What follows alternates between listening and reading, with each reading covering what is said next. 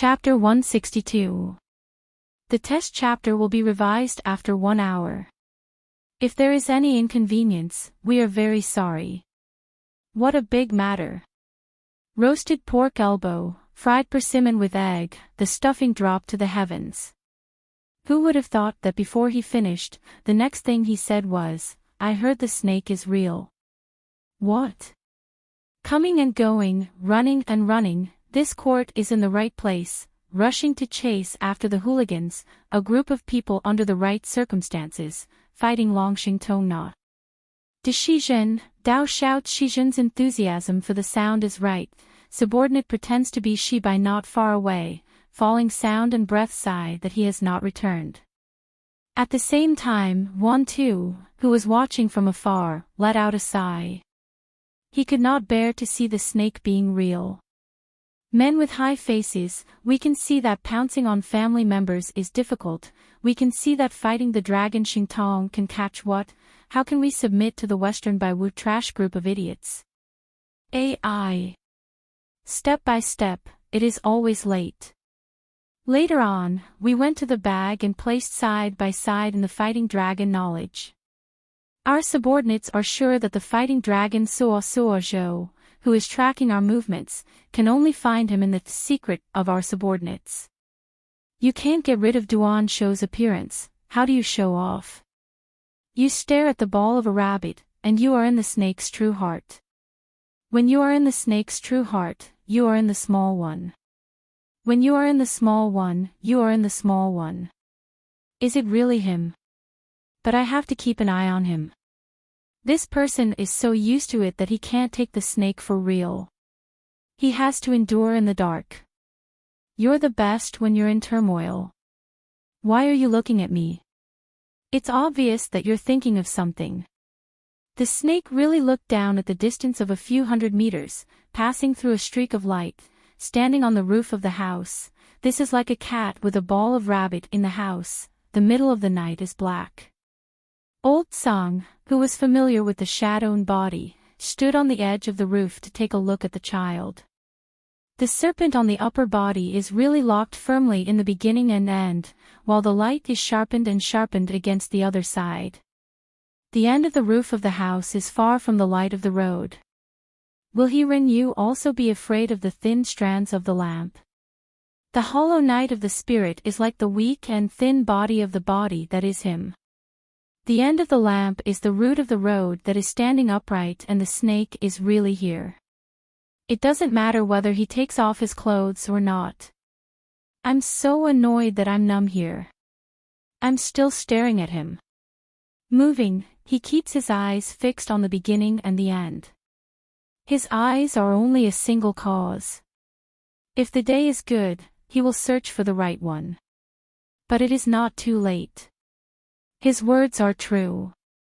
She really, one of the people who killed the Dark Card King's secret plan is so easy today. The fighting dragon lives Tong Sun to search out the crowd. This Tai is responsible for tonight. The pattern of the uniform is given to the members of the upper and lower ranks of the Ministry of Operations.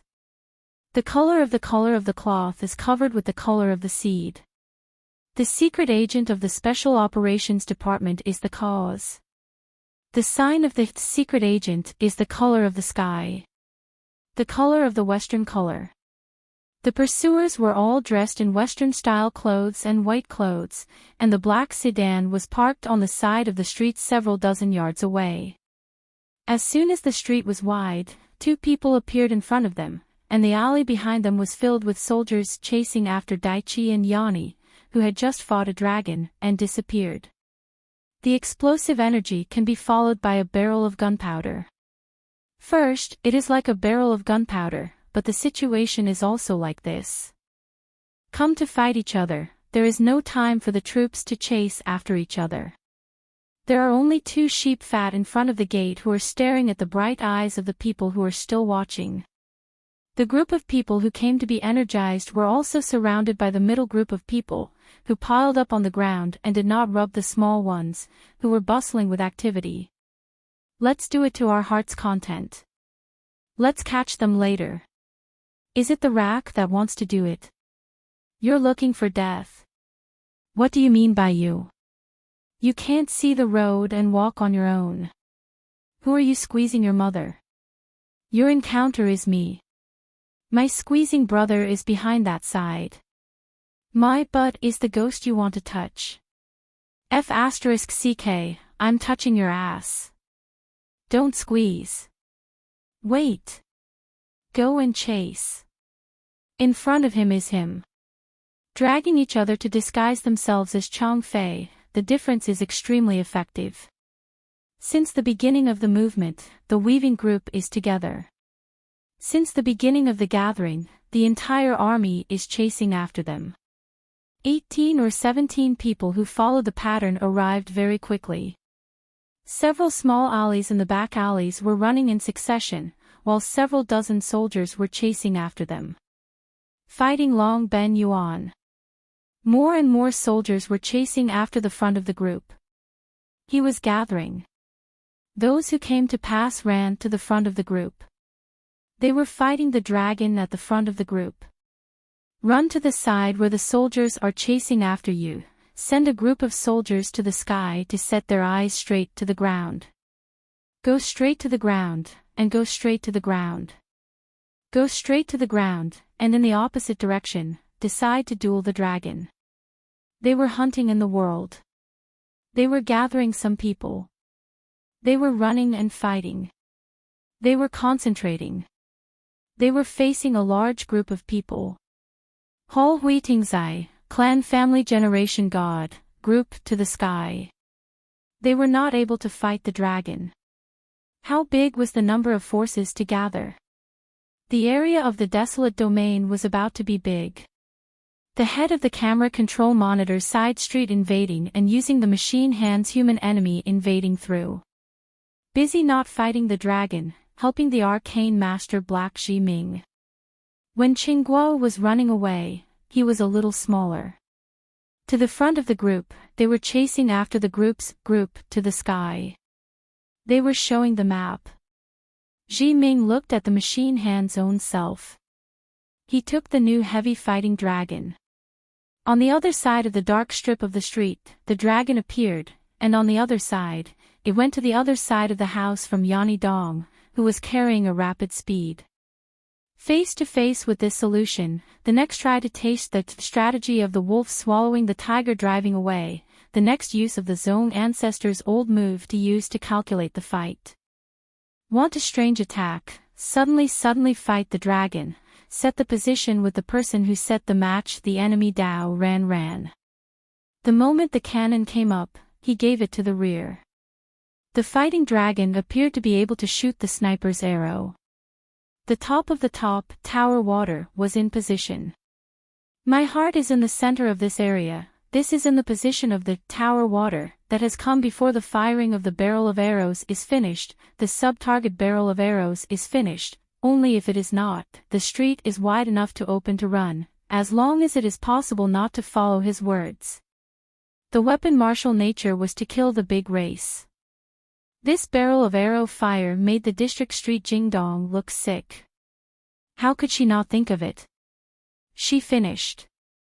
Shivering cold, she could not bear Yen Dong's fighting dragon. How terrifying! Hiss. Exploding until the meeting, then the street appeared. I want only. The cannon fire is even more.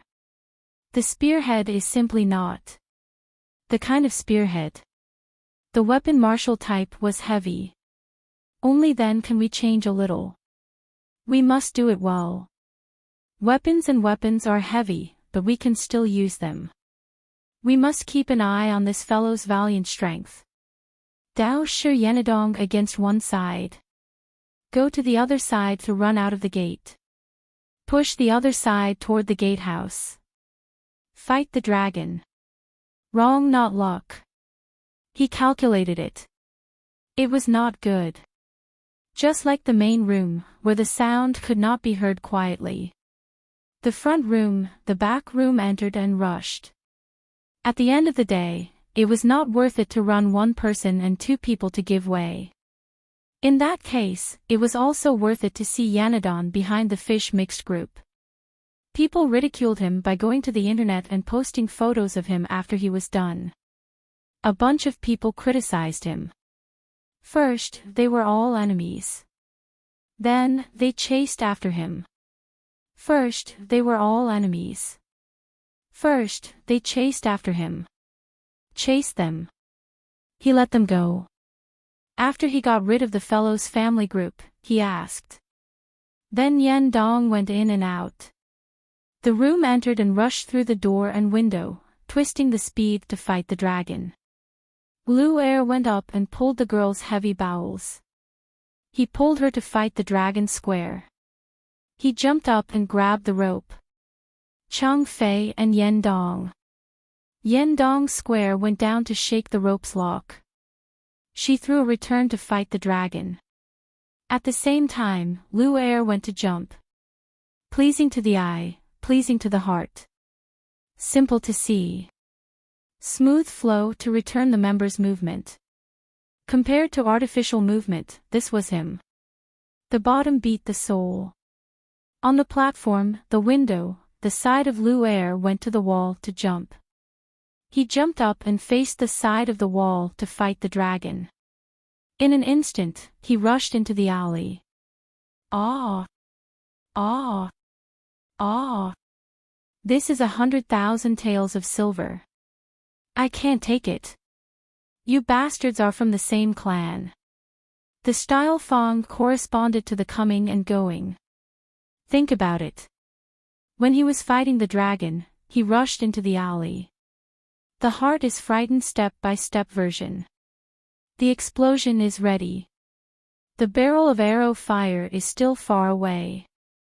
When the shooting sweeps, it follows the spear to rush to the head. The bag head is chopped and waited for the axe to fight in front of him. Good talent spit out. How should he know that the person does not give in to the direct simple? The head is straightforward. The real technique kills the dark seed. The person bombards the barrel of arrow fire rises. Kill the dark explosive style carpet ground, a hole coming over aircraft flying car call hoo hoo hoo hoo hoo hoo hoo hoo hoo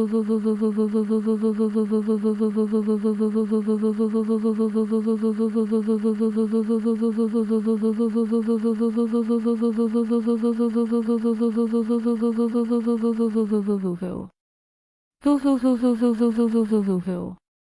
For example, when he thought about fighting dragons, he was far from being able to surpass those big and rough men. He was from the same clan as Li Shi, so he had no choice but to say. Drifting into the water, hitting 10,000 taels of silver, enduring the pain, suffering 2 bitter defeats in a row, swallowing them down 2 times in a row. Also when fighting the dragon, the opening of the storehouse by the sea is the most important thing. Defeats are like encounters, one after another. Not long after they had met, they had already fought the dragon and fallen in love with each other. This time the two of them traced back to the short time between the two of them. The soldiers were chasing after the crows, the flock of crows was following behind Huan Huan's head, heading toward the alleyway where the familiar street was running. Yanadon was following right behind Huan Huan's head. When the brain of the sea appeared, the degree of the sound system was very familiar with that, and then there was a little bit of it. Caught in the chaos, he, who had fallen into the trap and was still aware of the situation, came the sound of a gunshot. You!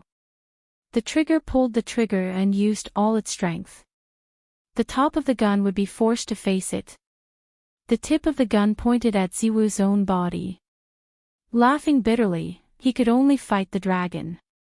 Ruthless, you count it. The clan's gate is inferior. In the battle of strength, there was no such thing as this. After going through the fainting shock, there was no big hindrance. Although Yanadon was hugged in her arms, the good thing was that there were almost no bones on the upper body of the fighting dragon. After coming to the inner region of the gathering department, the surrounding area will be determined. The eyes will be like the sound of a barrel of arrows exploding. This battle has already ended long ago. Now that it is over, the way to deal with this matter is also not too good. Come to force the swift side of the street, the clamor of shouting is not enough to hear, can fight the dragon, the chaos in the midst. Whoever is the one with the golden bounty, who is he going to rob? Go to the point quickly. Should he be close to the fighting dragon Tong Na? If the bomb explodes, it will be shameful. Come and go, that is from the sound of the voice. There were many shadow bodies, the speed of the flash was fast, the street was not far away, the sound of the explosion was fierce and fierce, this was the reason, the opportunity was not revealed, the fighting dragon appeared in front of him. Art of the explosion of the nuclei fat, or art of roasting plum and plum, is not the case. After the big killing of the dark, the clan's gate is you. When the question is asked, the voice is torn. Even if the throat is cracked, it is the fighting dragon. The front of the words is the clan's gate. Spread the rumors, the clan's gate is inferior. The technique of killing the dark barrel of arrows is after the technique of killing the dark spear is rushing. The clan's gate is good. With a sigh of relief, the rest of the street could be said to be even worse. If it was more severe, it would hurt oneself. However, the injured flying explosion was reduced greatly. Even though Yanadong helped, this was still the case. When the cushion was filled with meat, it fell to the ground at the right time. Pieces of debris flew everywhere, blocking her. Inside, she was protecting Yanadong. She should be the first to fight the dragon. After that, she went up to the sky and exploded in the end. It is difficult to separate the 10 fingers and the roots of the fingers moving and moving, like a frame dispersing, just like the body of the self, feeling that he is the only one, when the 10 meters on the ground are falling into the arms of Yanadong, who is hugging the dragon in the end.